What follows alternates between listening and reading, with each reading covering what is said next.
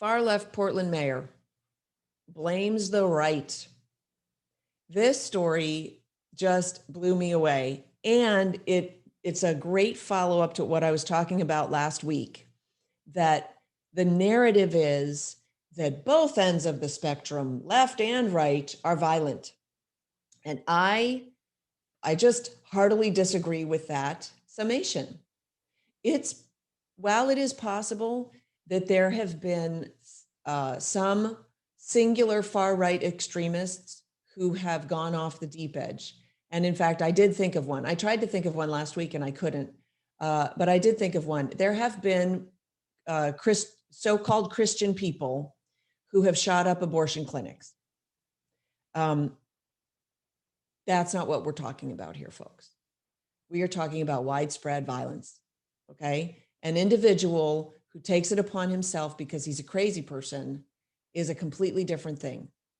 And there is no ideology really that preaches that. And if there were somebody who was preaching that, they are roundly and soundly condemned by the Christian evangelical movement and the Christian right. That is not the same thing as what's happening on the left in this nation. And the reason is because the Christian narrative, the Judeo-Christian narrative, includes that all lives have value. Whereas the leftist narrative is you only have the value that you bring to the state. So if you are unborn, you have no value because you don't even have potential. Strangely, they don't even believe in potential. And if you're older, then you're a drain. So you have negative value. So you're worth more dead than alive, in other words, to the left, to the leftist state. All right. So this story, far left Portland mayor Ted Wheeler was asked why white supremacists share the blame with anarchists for the violence in his city and all the destruction. This story, by the way, off the blaze, got to give credit where credit's due. He was asked this during a virtual news conference, and he said, well, white supremacists share the blame with anarchists for the criminal behavior in the streets of Portland, even though all the lawlessness consistently points to Antifa and Black Lives Matter militants. And this is the problem, is the media is so hung up on this narrative that they further the narrative very quickly before the facts come in. And then, of course, they'll maybe readdress their facts and say, oh, that was actually wrong. It's actually this kind of bad guy. Like it was a white supremacist in that last shooting, except no, it wasn't. It was a Muslim immigrant. And oopsie daisy, but the problem is that the first impression is always the strongest. And you have a number of people out there who never even saw sort of the resolution. Oh, yeah. And now basically in their minds, this is the crazy part, is they now equate the Islamist terrorist with a right wing, which is completely wrong. It's nonsensical. And yet here we are. So Alex Zelinsky, who's the news editor of the Portland Mercury, asked the mayor, Wheeler, why a news release announcing the news conference mentioned anarchists and white supremacists as a problem when only the far left militant criminal activity had been detailed during the news conference. And this is how and it's absurd, it's ridiculous, but this is how they get away with it. Wheeler began by saying he'd defer to the Portland Police Bureau for examples of recent white supremacist actions in the city. And by the way, there are none. And by the way, just like my interview last week, there are none, okay? And then he acknowledged the accuracy of the reporter's assessment while offering a response only a politician could give. We are in times of political extremes, he started. He said that they were discussing criminal destruction coming from the self-described anarchist left. Now, him saying self-described is him basically saying, we don't know, they might be right wing posing as leftists, because that happens all the time. Never mind that at the Capitol, we had leftists posing as right wing. Okay. which is why I can say that the Capitol violence has been debunked. And I am going out on a very, very short limb there, but I feel very confident out there. Then the mayor dropped the bomb on white supremacists, just not white supremacists in Portland, apparently. He said, we also have to acknowledge that in the United States, the number one public safety threat, according to the FBI, is white nationalism. That's a lie that the FBI has generated. That's how politicized the FBI has become. And that's frightening, folks. Frankly, that is quite frightening. Despite Antifa militants in Portland last year physically attacking law enforcement, destroying property, ganging up on regular citizens, bullying elderly women, setting fire to buildings, engaging in numerous forms of mayhem, including murder on a nightly basis, the Portland officials in October got, quote, anti-white supremacy training due to the, quote, threats the alt-right and white nationalists apparently pose. That's the problem. They are so deluded by their false narrative. They are living in a fantasy land, which is why I wrote my book, Words for Warriors, which I really ought to mention more often. I'm doing so many interviews with Words for Warriors. And in fact, well, by the time this airs, I will have done the Rubin Report, which I'm very excited about. It's a panel on education. And of course, Words for Warriors is all about education. Although it doesn't specifically talk about education, it is engaged in the process of educating the reader, because we have to acknowledge that they are hijacking our language. And if we allow that to happen fully, we are going to have a big problem. We're going to have a big, big problem. And we already do, frankly. They're forcing us to lie with our words. And that's terrible. And it breaks the will. That's the big problem, is if you're forced to live in a lie, it breaks your will after a time. All right, so that was Mayor Ted Wheeler. Let's see, what else do we have on the docket today? This is kind of fun. Okay, California Ethnic Studies curriculum is accusing Christianity of theocide. This was an amazing article. It's off of City Journal. It's called Revenge of the Gods. California's proposed ethnic studies curriculum urges students to chant to the Aztec deity of human sacrifice. Oh yeah, this is going into our school classrooms. That's why if you are a responsible parent, you will not consign your children to government schooling. You just won't do it. I don't care what else you do. You don't have to homeschool. Don't teach them anything. They'll be better off. Rather than going in and hearing this drivel and being forced to do this, what's the word? Mind-bending, altering exercise. So this is coming up, by the way. The California Department of Education is voting on a new statewide ethnic studies curriculum that advocates for the decolonization of American society.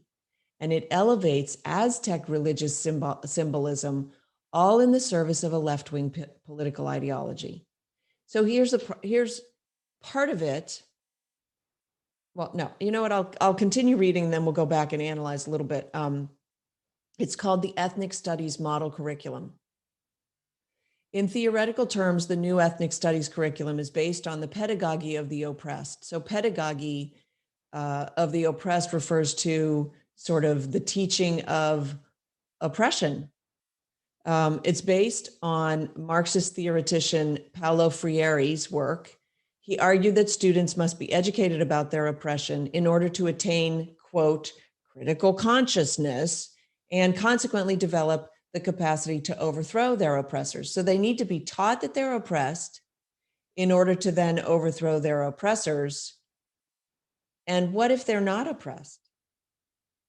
I suppose that doesn't matter. The idea is getting them to the overthrow part. This is indoctrination, pure and simple. It is seeking violence. It is violence seeking. And not only that, it's trying to teach people how miserable they are, which is child abuse. It's an abuse. It instructs teachers to help students, quote, challenge racist, bigoted, discriminatory, imperialist/colonial beliefs. Imperialist/colonial beliefs. It encourages them to critique white supremacy, racism, and other forms of power and oppression. This approach in turn enables teachers to inspire their pupils to participate in social movements that struggle for social justice. They're looking for participation. They are recruiting your children in our schools to work against the system, to work against you in order to overthrow the system. Folks, it doesn't get more blatant than this. I don't know what we're waiting for. This is wrong. This needs to be stopped. And I dare say, I know California hasn't voted yet, but they will. And they probably will vote it through. If they don't vote it through, it'll just come back again and they'll vote it through next time. They're looking to, quote, build new possibilities for a post-racist, post-systemic racism society. Where is that? Do we have any examples of that? Because here's what's happening. And this is what the left always does. They never look at the consequences and the projections of what their actions are going to bring about. They never look at that. And that's the problem. So he goes into the Frankfurt School. R. Tolteca Quatin was the original co-chair of the Ethnic Studies model curriculum. He wrote a book called Rethinking Ethnic Studies. And he wrote, or he argued in his book, that the United States was founded on a Eurocentric, white supremacist, racist, anti-Black, anti-Indigenous, capitalist, classist, patriarchal, sexist, misogynistic, heteropatriarchal, homophobic, anthropocentric paradigm brought from Europe. There's a lot of hatred in there. I don't know, can we get him on hate speech?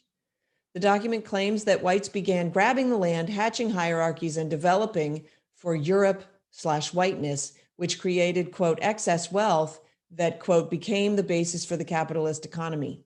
Shame on him. There's no such thing as excess wealth. There's no such thing as excess wealth. That's a made-up word. Ooh, that should go in my second edition.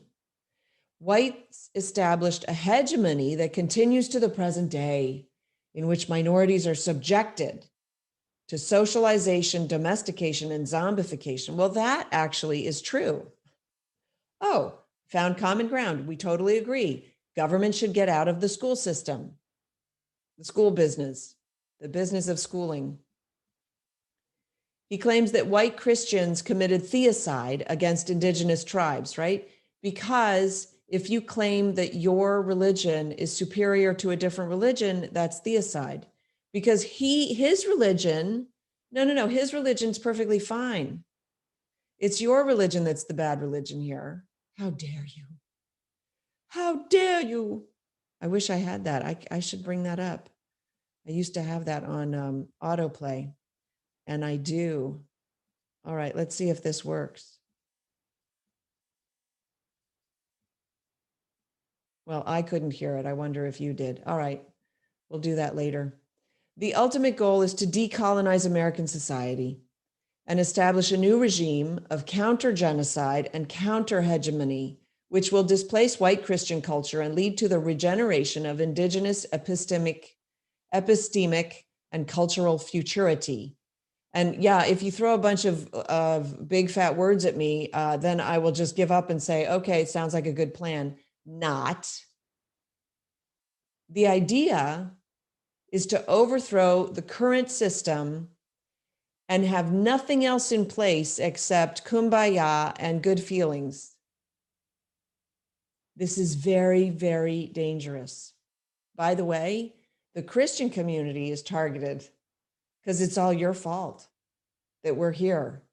And by the way, the only reason that they can actually accomplish this and carry and say the things that they want to say is because of the power and the freedom that they've been afforded by this culture that, yes, was brought over by white Europeans and established by white European descent individuals who had Judeo-Christian ethics. What are your ethics? What are you trying to accomplish? And how? How are you going to do that? Overthrow the government? Bring in chaos and anarchy? Are you kidding me? So he throws a bunch of these hot button words at us, loud, obnoxious, long, heavy words, but he doesn't have a plan. And so they continue with an ethnic studies community chant in Lak Ek affirmation, which appeals directly to Aztec gods. Now, mind you, these were the same people who had that great big, it's not a pyramid, I can't remember what it's called, but it looks sort of like a pyramid of stairs. And they conducted, was it 200,000 sacrifices?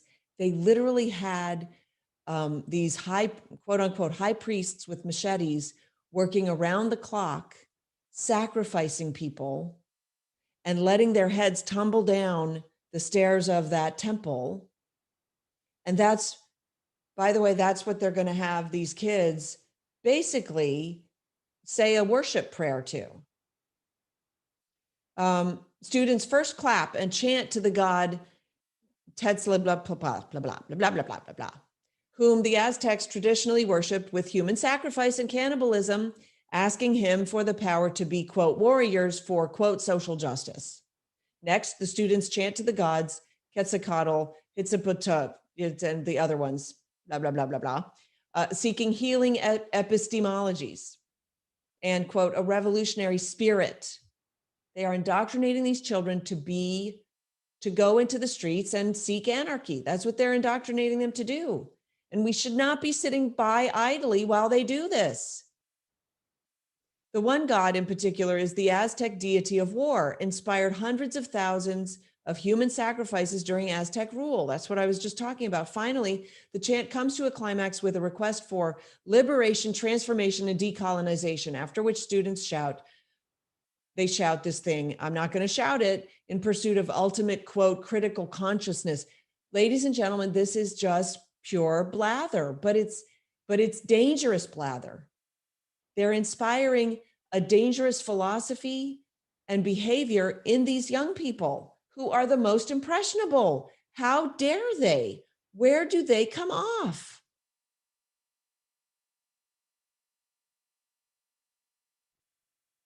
It is, in a philosophical sense, he says, a revenge of the gods. Ain't that the truth? It's terrible.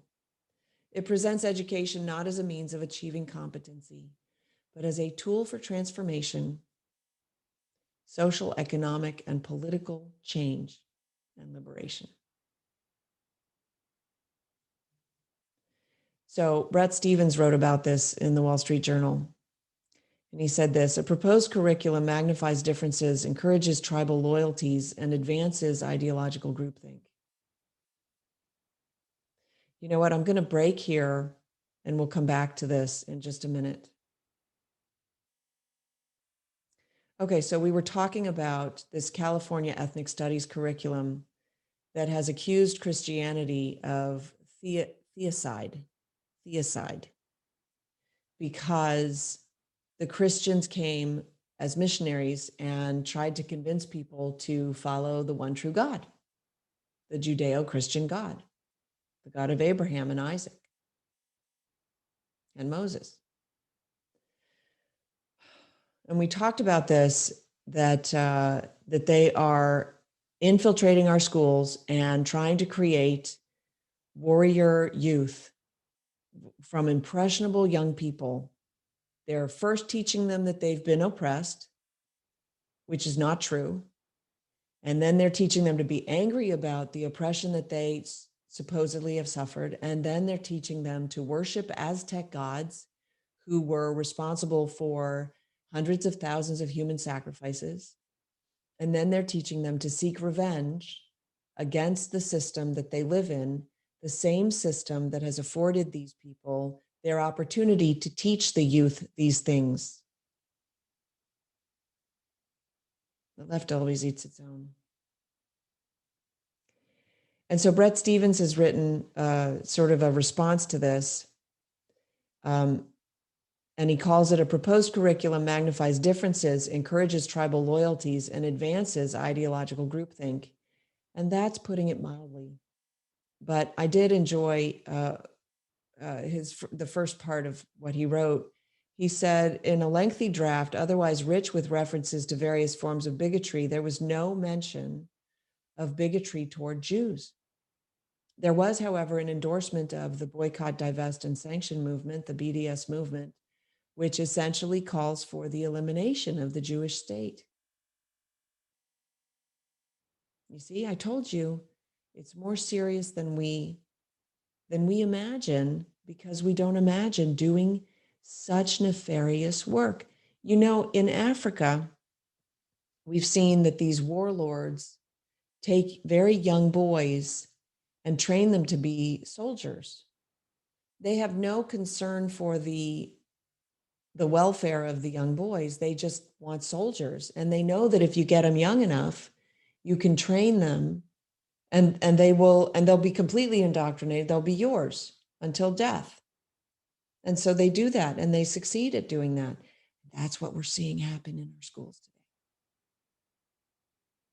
Is it that bad yet? No, it's not that bad yet, but this is ushering it in. This is why, if you are at all a peace-loving person, you don't even have to be Judeo-Christian. If you just appreciate peace and prosperity, do not put your children in government schools. Do not do it. No. No, no, no. No, no, no, no, no, no. No, no, no, no, no, no, no, no. All right, we'll talk about that in a minute. He continued, Brett Stevens continued, there was also an approving mention of a Palestinian singer rapping that Israelis, quote, use the press so they can manufacture, which is the old refrain that lying Jews control the media, which, boy, in this case is as far, I suppose, as you can get from the truth. So just beware. This thing is coming down the pike. It's in California. As California goes, so goes the nation. Wasn't that the old refrain? So I'm just saying, folks, it's coming. Okay, final piece I want to get to for today. This is just a funny story that I just wanted to touch on, because sometimes it's fun to inject a little humor. It's off the blaze. It happened, of course, in Florida, my new home state. I think this is kind of funny and kind of sad. And so I was sort of, do I want to do this? Do I not want to do this? There was a gal who was heard, a good Samaritan overheard this woman basically screaming for her life. She was stuck in a storm drain. And she's a woman who'd been missing for 3 weeks. The story is that she was swimming, and then she saw like a tunnel, basically it was a storm drain runoff. And she just went in, and 43 years old, she was just swimming in a canal, but she saw this storm drain or whatever. She was curious, so she went over there. There was a door, so she walked through the door, and then she walked down these, the sewer tunnels are like these great big pipes, but they're big and you can walk in them. And so she was walking through, and she got lost. She couldn't find her way out. And so she ended up in this storm drain. But it's crazy. She was gone for 3 weeks. And then it turns out that she has a history of drug use. And sadly, that, she perhaps likely was high when she when she's embarked on this. And although what a way to detox. So they don't suspect foul play. And she was brought to the hospital. She had non-life-threatening injuries. She was, of course, dehydrated. But the Delray Beach Fire Rescue spokesperson said, this is Danny Muscella, she was lucky. I don't know how much longer she would have been okay down there. The idea that somebody might be down there for any length of time is disturbing. It's dirty, dangerous, and there are snakes, rats, garbage, dirt, leaves, anything that's on the street that washes into a sewer, and it smells terrible. From the police department standpoint, we don't believe there was any type of crime committed. It doesn't feel like she was taken against her will. It appears this was done by her own free will. And so that's when they reveal that she had a history of both mental illness and drug use. And so that is a problem. We're glad that it all is well, that ends well, right? That she was rescued and recovered. And they had to move the storm drain. They had to put a ladder down there like crazy. But can you imagine you're just walking along, minding your own business, and you hear shouting and stuff? I mean, that's quite something. All right before we go, I think I just have time for one letter. So let's see, not that one. Impossible to parody.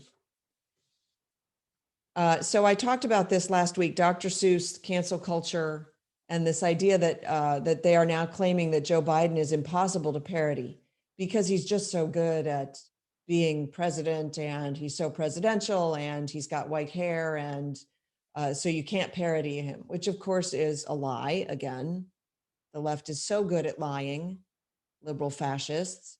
Impossible to parody. So somebody just wrote this to me, is saying that the subject might really do or say anything a comedian might make up. That the subject wouldn't, I think, is what this person means. Leftists pretending that it means he's amazingly competent. He's correcting it. Impossible to parody is saying that the subject might really do or say anything that a comedian might make up. It's the opposite of what the leftists are pretending. They're saying he's so competent that you can't parody him, but in fact, they are parodying him. Parodying almost always is portraying someone as doing something silly to get people to laugh at them. Reasons not to laugh at Joe Biden. Alzheimer's is no joke. Elder abuse isn't funny. Mocking a person's disability is a way to earn a disability. It's as if we're on earth to learn cause and effect along with empathy and compassion. God's principle of us getting according to what we do is sometimes called karma. So I thought that was very clever that by them saying that he's impossible to parody, they're actually affirming what we all know. Sadly. But because we are happy warriors, we will continue, right? And you will go get a copy of my book, Words for Warriors. And God bless you. Thank you so much for joining me. I hope you like the new format. We'll see. We're going to try it for a little bit and see how it works out. And I'm excited. So thanks for joining me. This is the Sam Sorbo Show. Tell your friends, help me grow my YouTube page, please. Subscribe. And be sure to leave comments because I do read them and I appreciate them. If you want to email me, go to samsorbo.com.